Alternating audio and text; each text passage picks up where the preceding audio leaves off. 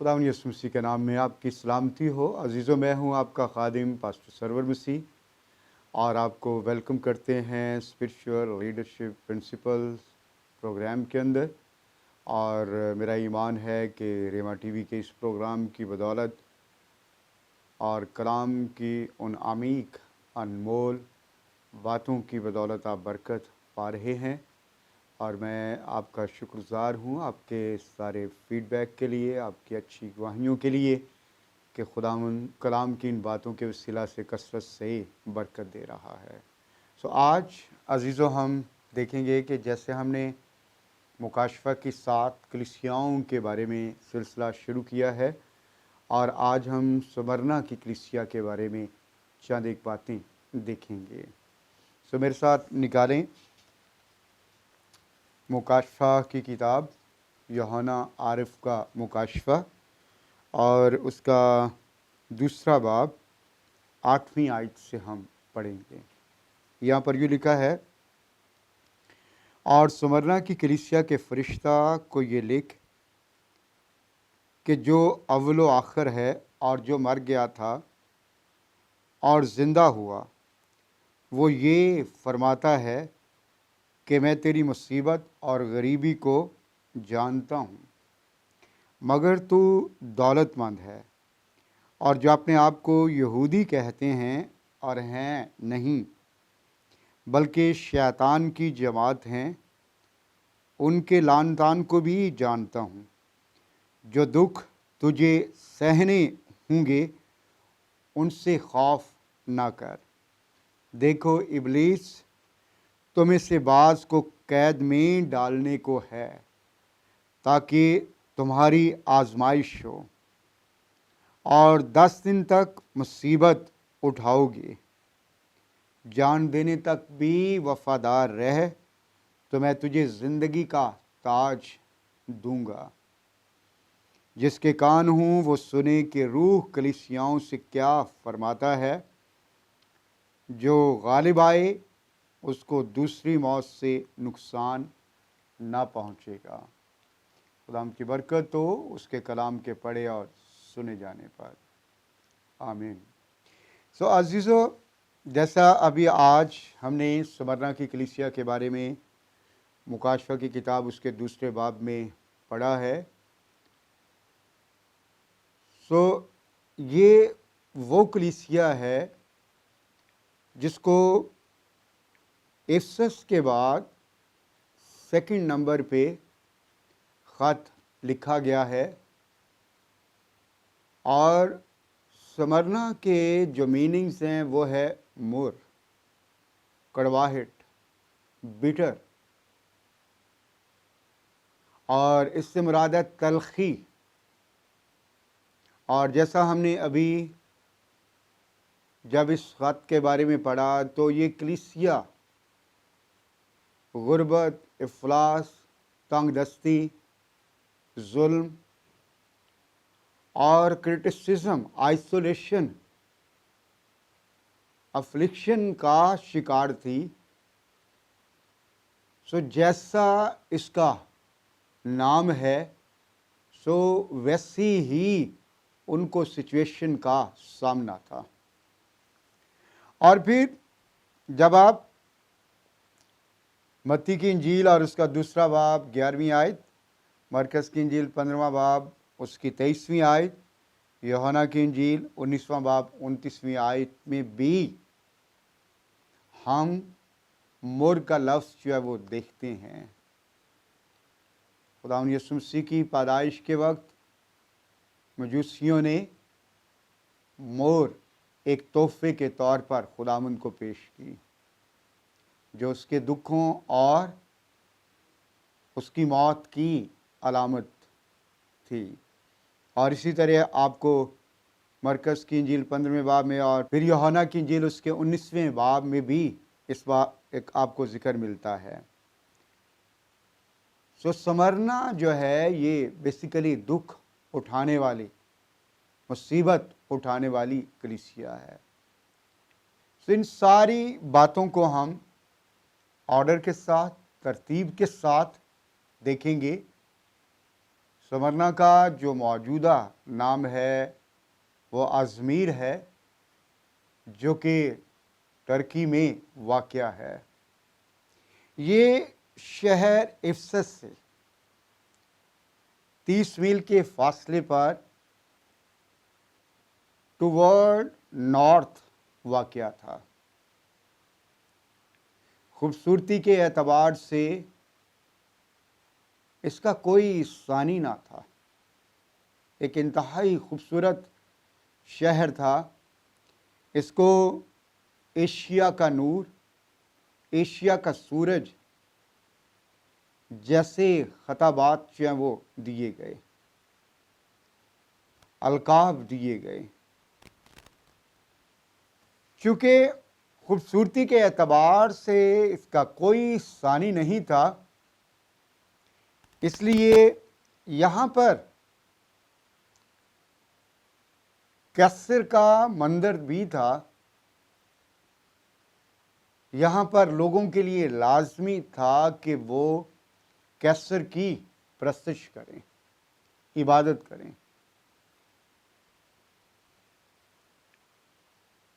اور لیکن یہ کلیسیا وفادار ہے، اگرچہ دکھ اٹھا رہی ہے لیکن تو بھی وہ سجدہ نہیں کرتی۔ اور پھر اس کے ساتھ ساتھ یہ شہر ایک آزاد شہر تھا، رومی سلطنت کا سب سے زیادہ وفادار۔ یہاں پر کئی ایک لائبریریز تھیں، اور پھر اس کے ساتھ ساتھ اسٹیڈیم بھی آرٹ کے کام کے اعتبار سے، اور یونانی تہذیب و تمدن کے اعتبار سے یہ شہر بہت مشہور تھا۔ موسیقی کا مرکز تھا۔ کہا جاتا ہے کہ ایک عظیم شاعر ہومر جو ہے وہ سمرنا ہی کا رہنے والا تھا۔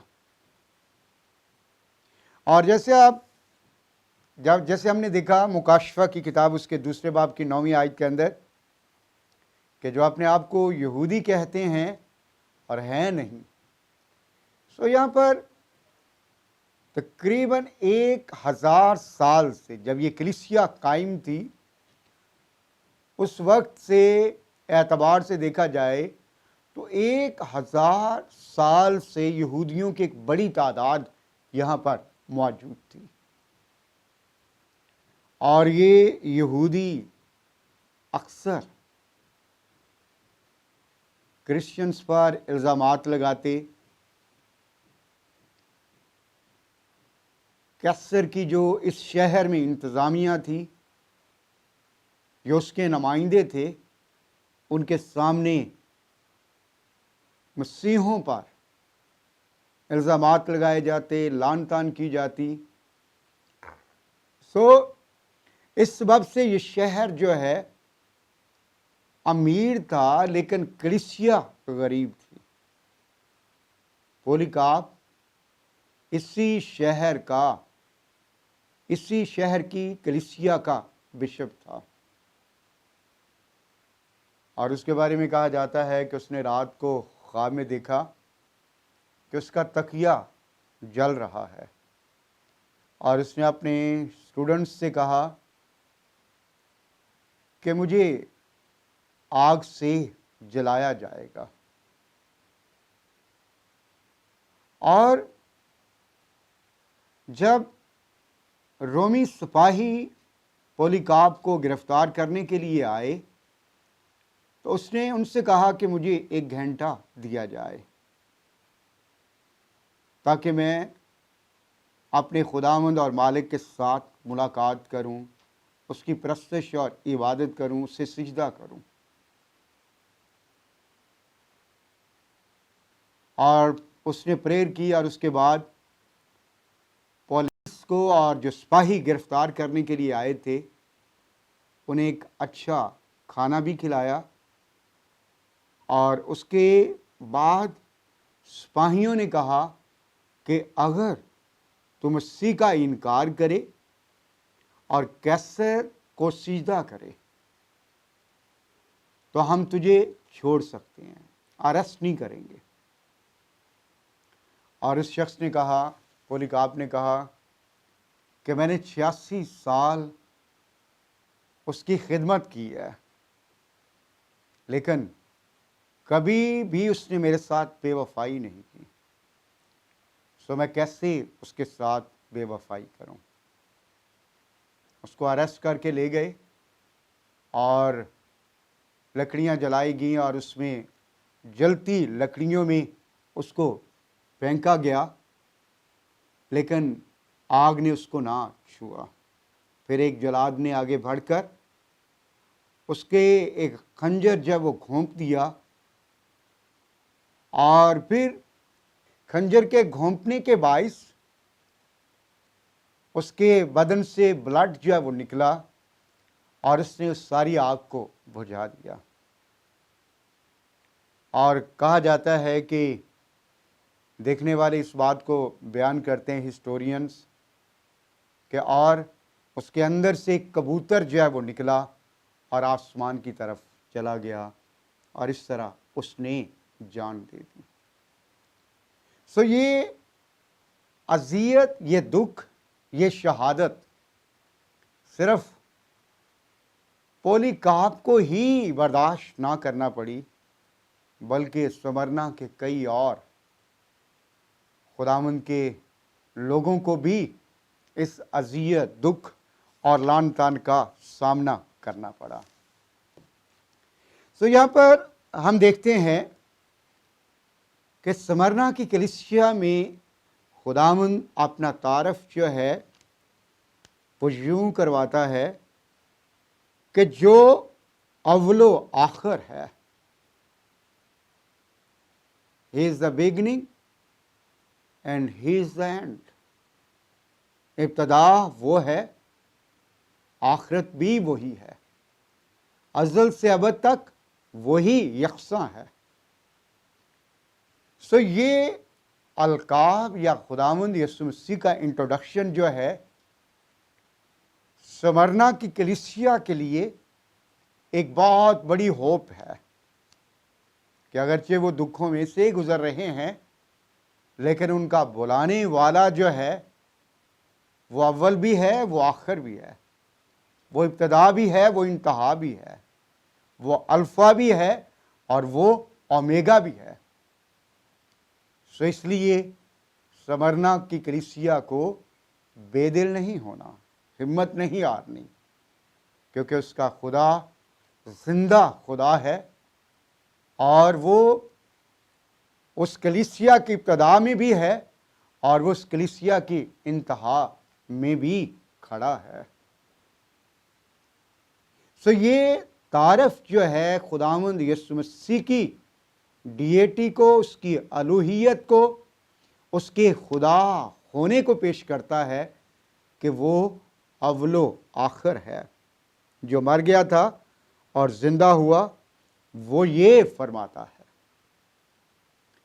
سو خداوند اپنے انٹروڈکشن میں اس بات کا بھی اضافہ کرتا ہے کہ یہ وہی ہے جس نے تمہارے لیے جان دی اور جو مردوں میں سے جی اٹھا، جو موت اور قبر پر غالب آیا ہے، جو گناہ پر، ابلیس پر اور اس کی ارواح پر غالب آیا ہے، اور جس نے یہودی کاہنوں، ربیوں، سنہیڈرن اور رومن امپائر کے سارے جو گورنرز تھے،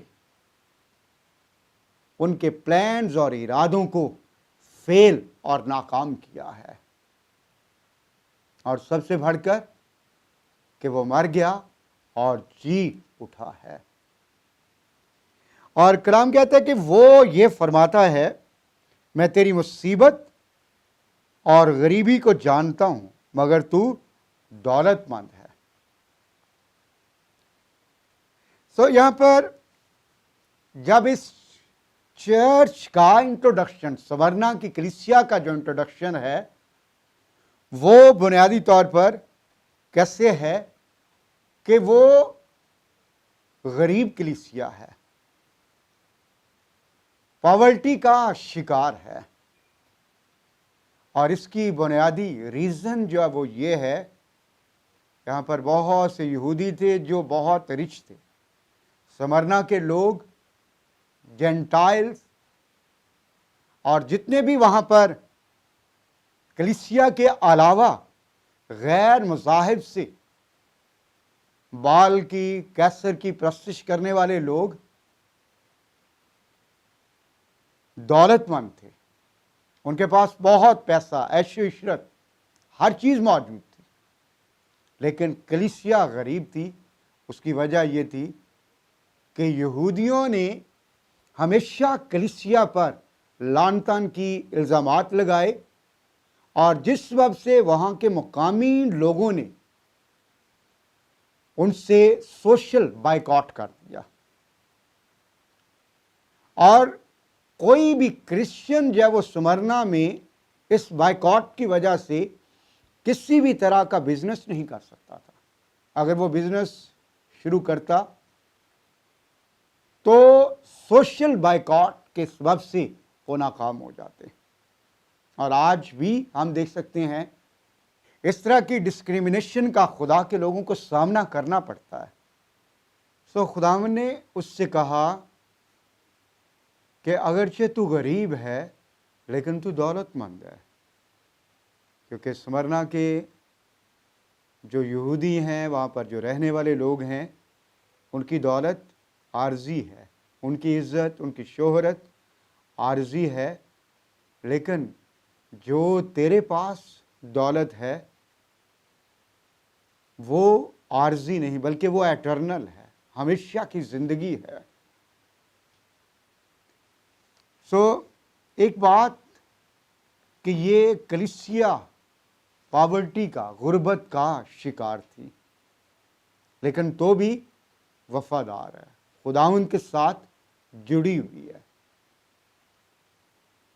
آزمائشوں کا سامنا ہے، اور پھر ہم دیکھ سکتے ہیں کہ اس کلیسیا کے بارے میں کہا جاتا ہے کہ یہ مصیبت اٹھانے والی کلیسیا ہے، کیونکہ خداوند کہتا ہے کہ میں تیری مصیبت اور غریبی کو جانتا ہوں۔ سو خداوند یہاں پر اس بات کا بھی اظہار دے رہے ہیں کہ وہ آل نوئنگ ہیں، اومنیشینٹ ہیں، ان سے کوئی بات پوشیدہ نہیں ہے۔ کئی بار جب خداوند کے لوگ مصیبت میں سے، مشکل میں سے، غربت میں سے، افلاس، اپوزیشن، کریٹیسزم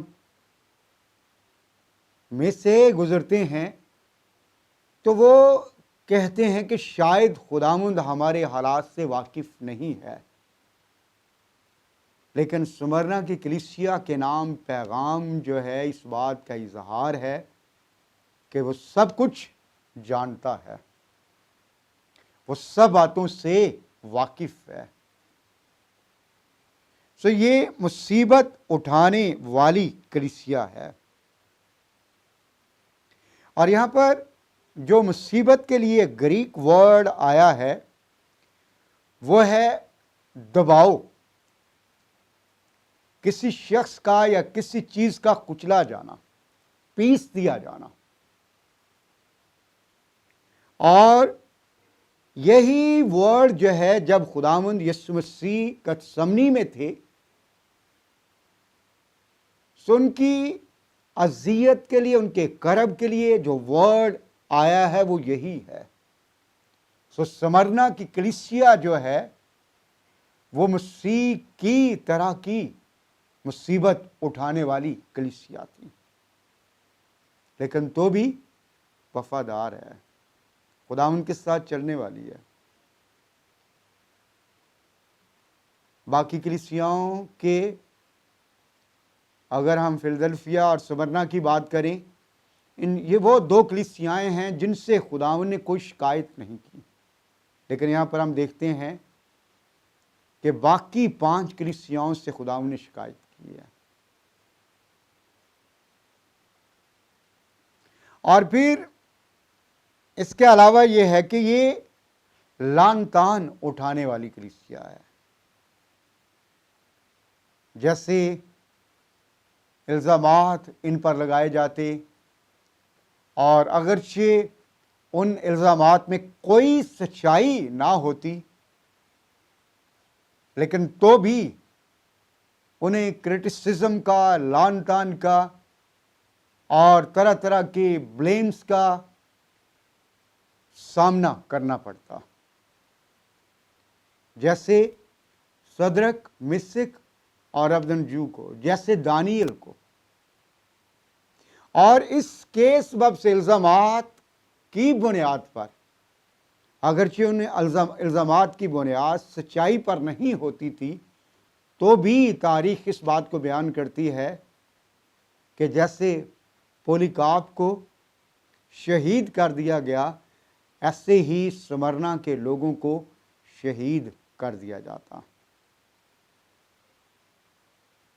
اور چرچ ہسٹری میں جب ہم اس کا مطالعہ کرتے ہیں تو جیسے میں نے لاسٹ ٹائم افسس کی کلیسیا کے بارے میں بیان کرتے ہوئے یہ کہا کہ اس کا جو پرفیکٹک ٹائم ہے، اگرچہ وہ یوحنا کے دور میں ایگزسٹ کرتی تھی، لیکن اس کا جو پرفیکٹک ٹائم ہے وہ 30 اے ڈی سے 100 اے ڈی تک تھا۔ سو اسی طرح اس کلیسیا کا جو پرفیکٹک ٹائم ہے، اگرچہ یوحنا کے دور میں جب خداوند اس کے پیغام دے رہا ہے، یہ کلیسیا ایگزسٹ کرتی تھی،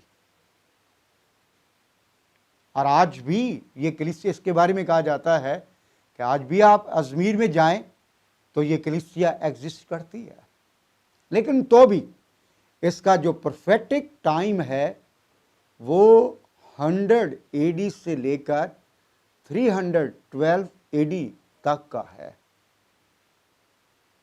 اس سارے ٹائم پیریڈ میں چرچ کو انتہائی دکھوں میں سے، لعن طعن میں سے، غربت میں سے گزرنا پڑا۔ نیرو جیسے، دومتیان جیسے رومن ایمپرر آئے اور انہوں نے بہت تشدد، ظلم کیا، ایمانداروں کو، مقدسین کو شیروں کے سامنے ڈالا جاتا، آگ میں جلا دیا جاتا، اور تیل کے جب وہ جلتے ہوئے انتہائی گرم کڑاہوں کے اندر ڈال دیا جاتا، اور کہا جاتا ہے کہ جب ہم بات کرتے ہیں کہ تم 10 دن تک مصیبت اٹھاؤ گے، سو یہ وہ ٹائم ہے 300 سے لے کر 310 تک، 300 اے ڈی سے لے کر 310 اے ڈی تک کا، جب ڈیوکلیٹین جو کہ رومن ایمپرر تھا، اس نے کلیسیا پر ظلم کی انتہا کر دی، اور اس نے اس بات کی قسم کھائی کہ میں کلیسیا کو، چرچ کو صفحہ ہستی سے مٹا دوں گا۔ اور اس کے دور میں سب سے زیادہ چرچ پر ظلم ہوا، اور سب سے زیادہ کلیسیا کو جو ہے وہ قتل و غارت اور ظلم اور اذیت کا سامنا کرنا پڑا، اور یہاں تک کہ اس نے بہت سے بائبل کے حصوں کو جلا دیا۔ اور ایک خیال کے مطابق کہا جاتا ہے کہ جتنی کرسچن لائبریریز تھیں اور جتنی کرسچن مسودے اس سے ملے، رائٹنگز ملی، سو مور دین 50 لاکھ سے بھی زیادہ، مور دین 50 لاکھ کرسچن بکس جو ہیں اس شخص نے جلا دی۔ سو یہ سمرنا کا دور جو 100 اے ڈی سے لے کر 312 اے ڈی تک کا ہے، انتہائی ظلم اور انتہائی کرب کا دور ہے، لیکن تو بھی خدا نے ان سے کہا کہ جان دینے تک بھی وفادار رہ تو میں تجھے زندگی کا تاج دوں گا۔ سو ان کے لیے پرامس ہے۔ ایک پرومس بھی ہے اور ایوارڈ بھی ہے کہ کراؤن آف لائف اور کراؤن جو ہے اگرچہ ہمیں یہ تاج جب ابدی زندگی کی طرف اشارہ کرتا ہے، ایور لاسٹنگ لائف کی طرف اشارہ کرتا ہے، لیکن تو بھی کراؤن جو ہے یہ اتھارٹی کو بھی پیش کرتا ہے، اختیار کو بھی پیش کرتا ہے، پاور کو پیش کرتا ہے، اقتدار کو، حکومت کو پیش کرتا ہے۔ سو اس سے مراد میں تجھے زندگی کا تاج دوں گا، everlasting life, abundant life, eternal life, ابدی زندگی، کثرت کی زندگی تو ملے گی، لیکن اس کے ساتھ ساتھ میں تجھے اپنی بادشاہی میں اختیار بھی دوں گا، اتھارٹی بھی دوں گا۔ اور نئے عہد نامہ میں